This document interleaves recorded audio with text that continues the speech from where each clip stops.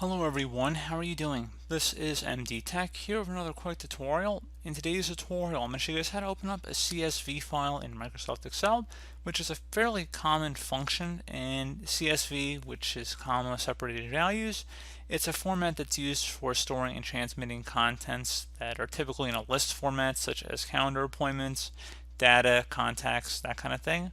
So we're going to go about how to do this without too much of a hassle, and we're going to go jump right into it. So all you have to do is just literally just drag the file right into the Excel window here. So I'm just going to just drag my CSV file on my desktop. I'm just going to drag it right into the Excel window and it should open up. So again, like I said, pretty straightforward process, guys. You could save it at this point, do whatever you want. So there you go, guys, simple as that. You can see everything that's been put in here. So you could save it, do whatever you want with it, but that's pretty much it. So, as always, thank you guys for watching this brief tutorial. I do hope that I was able to help you out, and I do look forward to catching you all in the next tutorial. Goodbye.